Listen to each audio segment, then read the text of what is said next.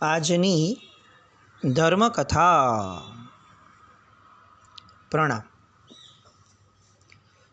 ધર્મકથા અંતર્ગત આપણે પૂજ્ય મુનિરાજ મોહનલાલજી મહારાજ એમના ચરિત્ર વિશેના કેટલાક આયામો, કેટલાક પ્રસંગો એમના એ બધાના સંવેદનથી આપણે આપણા જીવનને રંગી રહ્યા છીએ.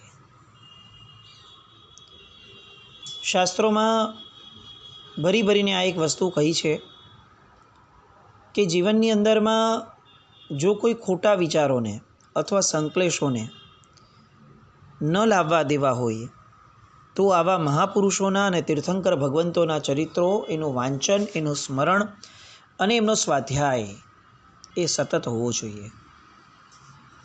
આપણે ત્યાં કથાનું યોગને બહુ જ વધારે પડતું મહત્ત્વ હંમેશા આપવામાં આવ્યું છે, એટલા જ માટે કારણ કે કથાનું યોગ એ રસ પ્રગટાવે છે અને પ્રગટાવેલો રસ એ પછી વૈરાગ્ય રસની અંદરમાં ધારામાં આગળ લઈ જઈ અને છેવટે અધ્યાત્મનો રસ આપે છે. પણ જીવનને રસપ્રદ બનાવતું, આપણી ક્ષણોને રસપ્રદ બનાવતું એવું આ અનુષ્ઠાન એટલે કથાનું યોગ. કરોડો કરોડો કથાઓ આપણને આજે પણ જૈન સાહિત્યમાં પ્રાપ્ત થાય છે, જૈન શાસ્ત્રોમાં, આગમોમાં.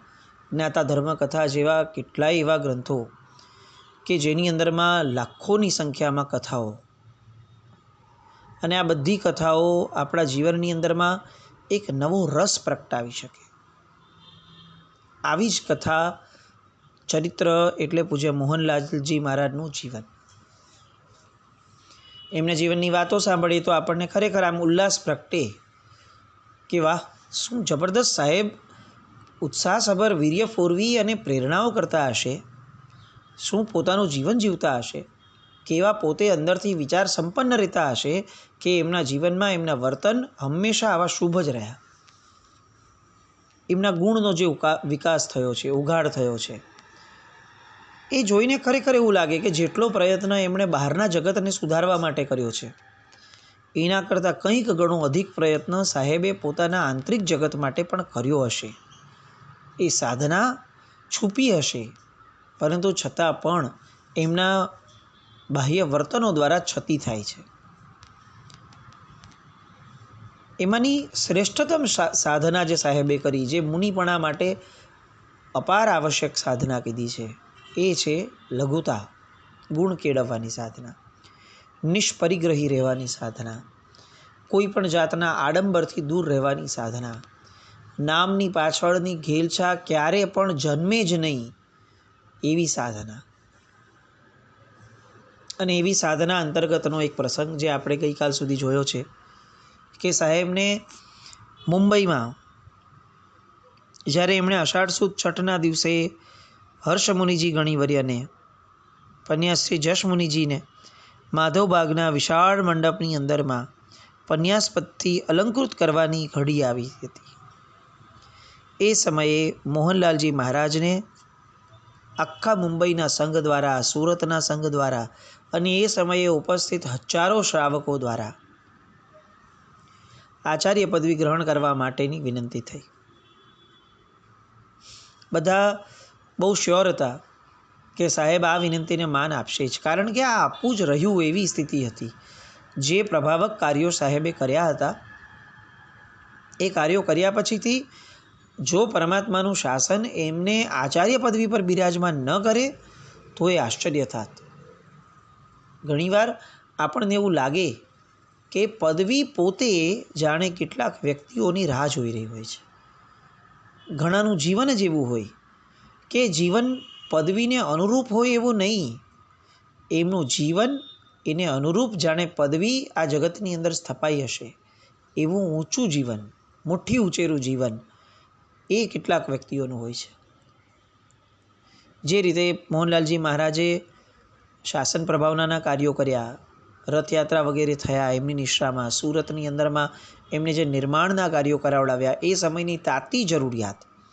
આજે ઘણી બધી વાર એવું લાગે કે કેટલાક વ્યક્તિઓના મતે સાધુ વેશની અંદરમાં કેટલીક પ્રેરણાઓ ન થવી જોઈએ કેટલાક નિર્માણના કાર્યોમાં એ લોકો શું કામ સહભાગી થવા માટે લોકોને પ્રેરણા કરે, પાઠ ઉપરથી આવું ન બોલાવવું જોઈએ, આવું ન થવું જોઈએ, આવું બધું જ બોલવાવાળા લોકોનો આજે તાંતો લાગેલો છે. કારણ કે આજે ઉપદેશ આપવો એ સૌથી સરળ અને સૌથી સસ્તી ઘટના છે. કેટલીક વાતો ખોટી છે એમ વાત નથી, પણ મુદ્દો એ છે કે જે સમયે જે વસ્તુની જરૂરિયાત હોય ગીતાર્થો તે સમયે તે કાર્ય કરે. એ કાર્યના વિશ્લેષણો કરવાનો અધિકાર ક્યાંય કોઈને નથી હોતો. આપણે વિચારી શકીએ મંતવ્યો, પણ એ સમયમાં જે જીવ્યા છે એને ખબર પડે કે એની કેટલી જરૂરિયાત છે. આજે એ મહાપુરુષોએ જો એ સમયે આ ઉપાશ્રયોના નિર્માણ ન કર્યા હોત ને તો આવી સલાહ આપવા માટેનું જ્ઞાન પણ આપણને ન મળ્યું હોત. અને આજે આપણને જ્ઞાન મળીએ એટલે આપણે એ નિર્માણ કાર્યોમાં તે મહાત્માઓ, ફક્ત મોહનલાલજી મહારાજની વાત છે એવું નહીં, તે મહાત્માઓએ આ કાર્ય એ સમયે નહોતું કરવું જોઈતું. આવું જે ક્રિટિસિઝમ આપણા મનમાંથી ઉદ્ભવે છે, આપણા વચનમાંથી નીકળે છે, ત્યારે આપણે ચોક્કસ વિચારવું જોઈએ કે પૂર્વના મહાપુરુષો જો આવી દીર્ઘદ્રષ્ટિપૂર્વક પોતાના જીવનની અંદરમાં આવા યજ્ઞને સ્થાન ન આપી બેઠા હોત ને તો આજે આપણે ઘરે બેઠા હોત. આપણને બેસવા માટે, સામાયિક કરવા માટે ઔષધશાળાઓ, ઉપાશ્રયો વગેરે ન પ્રાપ્ત થયા હોત. અને એટલે આવા મહાપુરુષોના જે આવા સત્કાર્યો છે, જે પરાક્રમ છે, એ પરાક્રમને બિરદાવવા માટેની કેટલીક યશોગાથાઓની વાતો એ સમયના શ્રાવકોના મનમાં પણ ઉદ્ભવી અને એમણે આચાર્ય પદવી ગ્રહણ કરવા માટે સાહેબને આગ્રહ કર્યો. આવા પ્રભાવશાળી અને મહાપ્રતાપી સાધુ, એમને આચાર્ય પદવી શોભે જ આવું દરેક જણ માનતું હતું.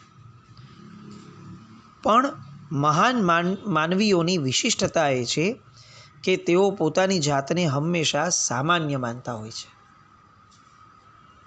અસામાન્ય તે જ વ્યક્તિ છે જે પોતાને સામાન્ય રાખવા ઈચ્છે છે, જેને દરેક જગ્યાએ વિશિષ્ટ થવું છે, દરેક જગ્યાએ પોતાની છાપ છોડવી છે, દરેક જગ્યાએ પોતાનું અગ્રીમ હરોળમાં પોતાનું નામ આવે, પોતે લોકોની સામે દેખાય.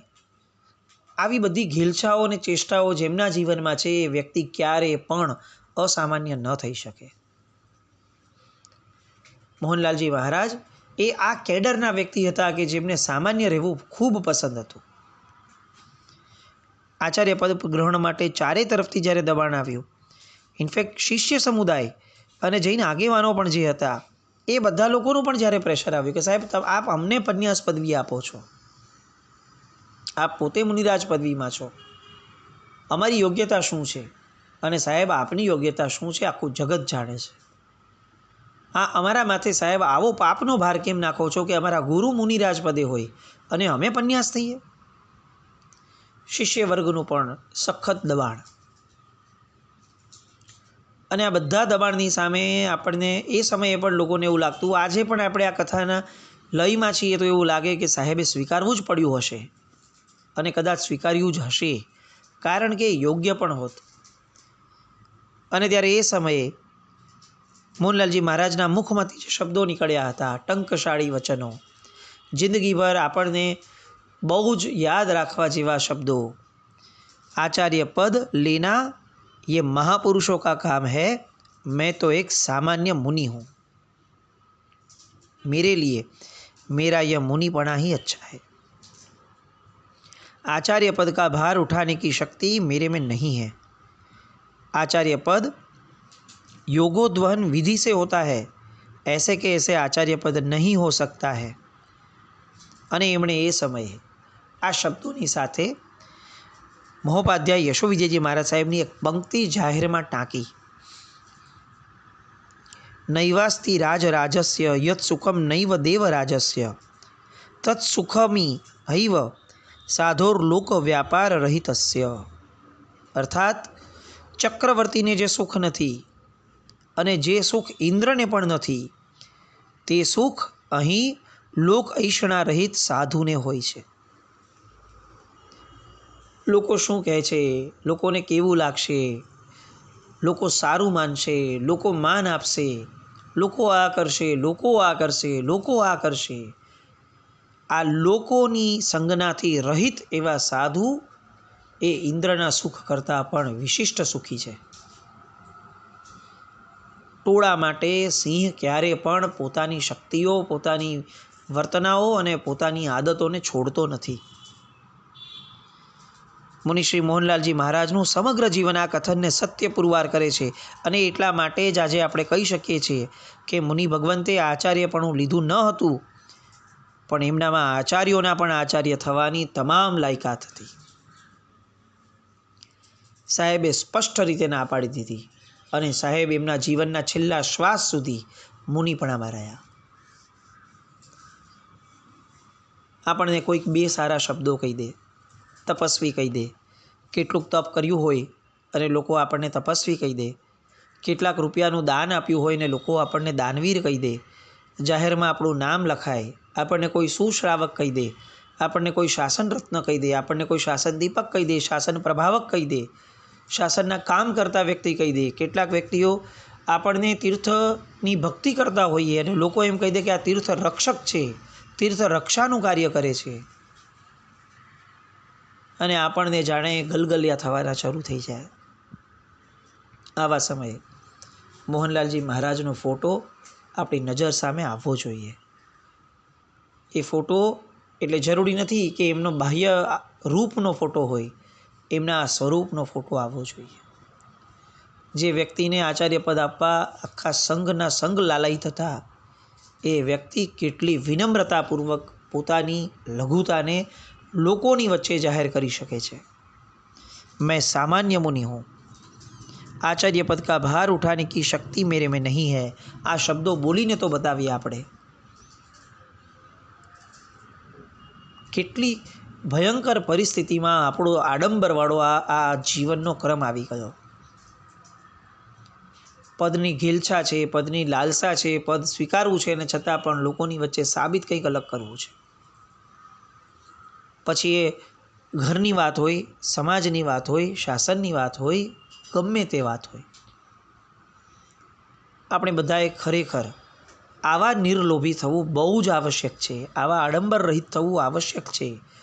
પદવીઓની ઘેલછાઓમાં ને ઘેલછાઓમાં આપણે નામહરી થવા માટે એટલા બધા તલપાપડ થઈ ગયા કે આપણે સારામાં સારા કામહરી થઈ જ નથી શકતા. અને એ જ આજે સૌથી વધારે નડી રહ્યું છે.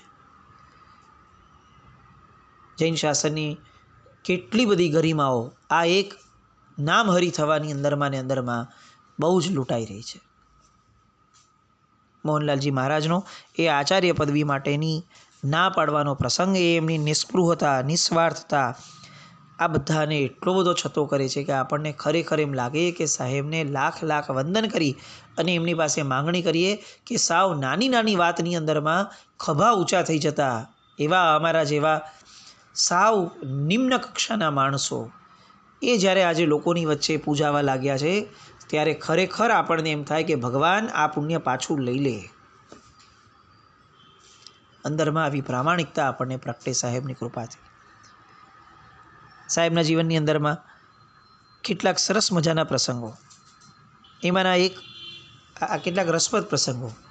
એક પ્રસંગ હતો જ્યારે સંવત 2008ની સાલમાં ભક્તિમુનિ અને નિપુણ મુનિ મહારાજ સાહેબ મુંબઈ ગયા હતા, ત્યારે એક વાડીમાં ઉતર્યા હતા. મોહનલાલજી મહારાજનો ફોટો ત્યાં વાડીમાં જોવામાં આવ્યો. હવે એ વાડી પટેલોની વાડી. પૂછ્યું તો કે અમારા બાપદાદા જે છે એમના સમયથી આ ફોટો રાખવામાં આવ્યો છે, અને એમણે કીધેલું હતું કે સાધુ સંતોને આ વાડીમાં જ રાખજો, અને એ જ અમારા ગુરુ છે, અમે તો એમના શિષ્યો છીએ. અને ત્યારે મહાત્માએ કીધું કે અચ્છા, શિષ્યો તો અમે પણ છીએ એમના જ. અને એમને એટલો બધો આનંદ થયો કે અચ્છા, તમે એમના શિષ્ય છો. આવા અનેક જગ્યાઓએ સાહેબના ફોટાઓ જોવા મળતા. આ ફોટાઓ આવ્યા ક્યાંથી, એનું મૂળ છે એ ઓર જબરદસ્ત છે. એ જમાનામાં એકચ્યુઅલી ફોટાઓની પ્રથા જ ન હતી, પણ મુંબઈમાં મહારાજશ્રી બિરાજમાન હતા ત્યારે એક વહોરા, દાઉદી વહોરાભાઈ, જે સાહેબના અનેક પ્રવચનોની અંદરમાં આવતા હતા અને સાહેબ સાથે બહુ સારો ઘરોબો કેળવેલો હતો, સાહેબ પ્રત્યે અનન્ય સદભાવ ધરાવતા હતા. એ ગુરુદેવની એક નાની છબી એમણે ખેંચી લીધી સાહેબની જાણ બહાર, અને પછી વિલાયતમાં જ્યારે પોતે ગયા હતા ત્યારે એની 10,000 કોપી કરાવીને લાવ્યા હતા. મોહનલાલજી મહારાજના એ ફોટાની 10,000 કોપીઝ એ સમયે એમણે કરાવી. અને લાલબાગના ઓટલે આ વોરાભાઈ સાહેબનો ફોટો વેચતા હતા, સેલ કરતા હતા. એ સમયે એકવાર શેઠ દેવકરણ મૂળજીનું ધ્યાન એમના પર ખેંચાયું. એમણે જોયું કે આ લાલબાગના ઓટલે આવી રીતે થઈ રહ્યું છે, લોકો ધસારો કરી રહ્યા છે લેવા માટે, કેટલી કોપીઝ જઈ રહી છે, પણ આ ડિગ્નિટી નથી. પેલા ભાઈ તો બહુ સુયોગ્ય પોતાનું બહુમાન જાળવે છે કે લોકોના ઘરે ઘરે સાહેબ જાય, પણ આ વેચવાની વસ્તુ નથી, આ વહેંચવાની વસ્તુ છે. અને એટલે શેઠે બધી જ જેટલી કોપીઝ બચેલી હતી એ બધી જ કોપી પૈસા આપીને ખરીદી લીધી. અને ત્યાર પછીથી લોકોને દર્શનાર્થે સાહેબના ફોટોગ્રાફ્સ ભેટ આપવા માટેનું કાર્ય શરૂ કર્યું. અને ત્યારથી મુંબઈના શ્રાવકોના ઘરમાં કે બીજે બધે સાહેબના ફોટાઓ બહુ મોટા પ્રમાણમાં જોવા મળતા હતા. એકવાર એક શ્રાવક એ જ સમયે ભીંડી બજારમાં, મુંબઈમાં ભીંડી બજારમાં મુસ્લિમ કાગદીને ત્યાં કાગળ લેવા માટે ગયા હતા. અને ત્યારે એણે એ મુસ્લિમની દુકાનમાં પૂજ્ય મોહનલાલજી મહારાજનો ફોટો જોયો. અતિશય આશ્ચર્ય થયું. એણે પૂછ્યું કે આ કોણ છે? તો પેલો મુસ્લિમ કહે છે કે આ ફોટો તો મારા દાદા ગુરુનો છે, દાદાના ગુરુનો છે. એટલે આ શ્રાવકે કીધું કે આ તો અમારા દાદાના દાદા છે. અને પેલા ભાઈએ એ સમયે એમને જેટલી પણ રિક્વાયરમેન્ટ હતી એ બધી જ રિક્વાયરમેન્ટ એક પણ પૈસા લીધા વગર આપી દીધી. કેવો સદભાવ હશે! આપણે આ બધી વાતોને સાંભળીએ ને ત્યારે ખરેખર એમ થાય કે આજે આપણી પાસે પૈસાઓ ઘણા છે પણ સદભાવની સખત કમી છે. આપણને આપણા ગુરુ ભગવંતો ગમે છે, ના નથી, પણ જ્યારે ગમવાના લેવલની, તરતમતાની વાતો કરીએ ને અને પૂર્વના જીવનમાં લોકોને ચકાસીએ ત્યારે આપણને ખરેખર લાગે કે આપણે ઘણા ઊણા ઉતરીએ છીએ. આપણે પૈસા ખર્ચી જાણીએ છીએ, બસ આપણે એટલા ગરીબ છીએ કે આપણી પાસે ફક્ત પૈસા જ છે, સદભાવ છે જ નહીં. અને એ સમયના લોકો એ કેવી જબરદસ્ત બહુમાનની ધારાવાળા રહ્યા હશે. બીજો એક પ્રસંગ જે સાહેબે સુરતની અંદરમાં એમની સુરત માટેની અને સુરત આજે જે દેખાય છે એ માટેના એના સમૃદ્ધિના મૂળમાં ક્યાંક ને ક્યાંક મોહનલાલજી મહારાજ છે, આવું કહેવા પાછળનો જે એક આખો પ્રસંગ છે એ બહુ જ મહત્ત્વનો છે. સુરતની અંદર 4 સ્ફટિકના ભગવાન હતા. એ ક્યાંથી આવ્યા એનો કોઈ ઇતિહાસ મળતો જ ન હતો. પણ એ ભગવાનના અંજન છલાકા માટે શેઠ પંછુભાઈના વડવા શેઠ મૂળચંદ વર્ધમાન એમણે વિક્રમ સંવત 1683 જેઠ સુદ ત્રીજના દિવસે રાજનગરની અંદરમાં જગતગુરુ હીરસુરી મહારાજના પટ્ટધર પુણ્ય પ્રભાવક શ્રીમંત વિજય સેનસુરી મહારાજના હાથે એમણે પ્રતિષ્ઠા કરાવી હતી, એવો લેખ આવે છે. હવે સુરત ગોપીપુરા મોટા રસ્તા પર આવેલ આ ગઢ દેરાસરમાં એમણે અલૌકિક બિંબોની સ્થાપના કરી હતી. શેઠ મૂળચંદભાઈ, તેમના પુત્ર ભાઈચંદભાઈ, તેમના પુત્ર તલકચંદભાઈ અને તેમના પુત્ર ઝવેરી મનસુભાઈ આ બધાએ પણ વંશ પરંપરાએ વિક્રમ સંવત 1930 સુધી પોતાના ઘરમાં આ ગઢ દેરાસરના બિંબોની ભક્તિ કરી. 4 પેઢીઓ સુધી આ ભક્તિ ચાલી. હવે જ્યારે 1930માં ઘર વેચવાનો પ્રસંગ આવ્યો ત્યારે આ ઘર દેરાસરની 4 ભગવાનને ગોપીપુરામાં આવેલ ધર્મનાથ ભગવાનના દેરાસરમાં પરોણા તરીકે પધરાવવામાં આવ્યા. એ જ અરસાની અંદરમાં બાળ બ્રહ્મચારી મુનિરાજ મોહનલાલજી મહારાજ સુરતમાં પધાર્યા અને એમણે આ ચમત્કારી ભગવાનના દર્શન કર્યા. દર્શન તો કર્યા પણ અચાનક એમને કંઈક સ્ફૂર્યું અને ત્યારથી એમણે આ ભગવાન પ્રત્યે અનહદ પ્રીતિ પ્રગટી. એ પછીથી સુરતમાં જ્યારે જ્યારે દીક્ષાઓ થતી, જ્યારે જ્યારે પ્રસંગો થતા અને નાણ મંડાવવાની વાત આવે ત્યારે આ ચારેય ભગવાનને જ સાહેબ પધરાવે. પછી સાહેબ મુંબઈ પધાર્યા. મુંબઈમાં પણ શેઠ મનસુભાઈ આવતા મળવા, ત્યારે સાહેબ હંમેશા એક વસ્તુ કહેતા કે આવા અલૌકિક અને ચમત્કારી સ્ફટિકના રત્નના પ્રતિમાજી માટે અલગથી સુંદર દેરાસરજી થવું જોઈએ. અને હું તમને આ લખીને આપું છું કે જે દિવસે આ પ્રતિમાજી માટે સુંદર દેરાસર થશે અને આ પ્રતિમાજીની પ્રતિષ્ઠા થશે ત્યાર પછીથી સુરતના ભાગ્ય જાગી જશે અને સુરત ખરા અર્થની અંદરમાં ધર્મનગરી તરીકે સ્થાપિત થશે. આ ઉપદેશની મનસુભાઈને બહુ સારી એવી અસર થઈ અને ગોપીપુરામાં મોટી પોળ, જૂના સંઘવીની જે પોળ છે એના નાકે પોતાના રહેવાનું જે ઘર છે એની સામેની મિલકતો એમણે ખરીદી લીધી. ત્યાં જિનાલય બંધાવવાનું નક્કી થયું. પણ આ નક્કી થયા પછીથી વિક્રમ સંવત 1961ની અંદરમાં એઓ મુંબઈમાં અવસાન પામ્યા. એ સમયે મોહનલાલજી મહારાજ પણ મુંબઈમાં જ બિરાજમાન હતા અને એમણે અંત સમયે જઈ સાહેબ મોહનલાલજી મહારાજે અને એમણે પોતે એમને ધર્મ સંભળાવ્યો હતો, સમાધિ આપી હતી. હવે મંછુભાઈની ભાવના અનુસાર એમના ધર્મપત્ની હીરકુંવરબાઈ અને 6 સુપુત્રો નગીનભાઈ ઝવેરી, ચુનીભાઈ, બાબુભાઈ, છગનભાઈ, મગનભાઈ અને હીરાભાઈ, આ 6 કુટુંબીજનોએ દેરાસર બંધાવવાનું નક્કી કર્યું અને 2 વર્ષની અંદરમાં જિનાલયનું કાર્ય પૂર્ણ થયું. સંવત 1963ના જેઠ સુદ બીજના ગુરુવારના દિવસે શુભ મુહૂર્તે પ્રાતઃ સ્મરણીય શાંતમૂર્તિ બાલ બ્રહ્મચારી એવા પૂજ્ય મોહનલાલજી મહારાજના પટ્ટધર પન્યાશ્રી હર્ષમુનિજીના શુભ હસ્તે આ 4 રત્નના પ્રતિમાજીઓ અને 7 બીજા આરસના બિંબોની પ્રતિષ્ઠા થઈ. આ 11 પ્રતિષ્ઠા એટલી મહોત્સવપૂર્વક થઈ, 28 મહોત્સવ શાંતિસ્નાત્ર અને ઉલ્લાસપૂર્વક થઈ કે એ બધાના કારણે સુરતની અંદરમાં એક પરિવર્તન ધીરે ધીરે લોકો જોઈ શક્યા. વર્ષોના વર્ષો સુધી એમની જ્યારે વર્ષગાંઠ આવતી હતી જેઠ સુદ બીજની, ત્યારે કુટુંબીજનો એ પૂજામાં આવનારોનું સાધર્મિક વાત્સલ્ય પણ રાખતા હતા. ભગવાનનો મુગટ પણ એમની પાછળની પેઢીએ બનાવડાવ્યો અને એક આખું બંધારણ સાગરજી મહારાજ, એ સમયે સાગરાનંદ સુરી મહારાજ સાહેબ એ આ જિનાલયમાં એમના સમયે આવ્યા હતા અને એમણે બહુ જ જિનાલયનું મહત્ત્વ સમજ્યું અને એમણે પોતે કુટુંબના એ સમયના જે સભ્યો હતા એ સભ્યોને સાથે લઈ અને વિસાવસ્વલ જ્ઞાતિના વ્યક્તિઓને સાથે લઈ અને એનો વહીવટ અને એનું બંધારણ સાગરાનંદ સુરી મહારાજ સાહેબે પોતે બનાવડાવ્યું. આમ મોહનલાલજી મહારાજની પ્રેરણાથી આ જિનાલય તો થયું, પણ અલૌકિક પ્રતિમાજી સુરત શહેરને સમૃદ્ધ બનાવી રહ્યું છે. આ મહાપુરુષો આવા ઉપકારો કરીને ગયા. એ મહાપુરુષો બીજા જે ઉપકાર મુખ્યતયા કરીને ગયા એ હતા એમના શિષ્ય પરિવારને સરસ મજાનો ઘડવાનો. એમના એક શિષ્ય એટલા જબરદસ્ત ઘડતરને પામ્યા હતા કે આપણને લાગે કે મા બાપ બંનેનું કાર્ય મોહનલાલજી મહારાજે કેવું જબરદસ્ત કર્યું હતું. એ સંઘના મા બાપ તો હતા જ, એ પોતાના શિષ્યો પર એટલું ધ્યાન આપી શક્યા. એ બધી શિષ્ય પરંપરાની વાતો આવતીકાલે જોઈએ. જીનાગના વિરુદ્ધ કંઈ પણ બોલાવ્યો તો મિચ્છામિ દુક્કડમ જૈનમ જયતિ શાસનમ.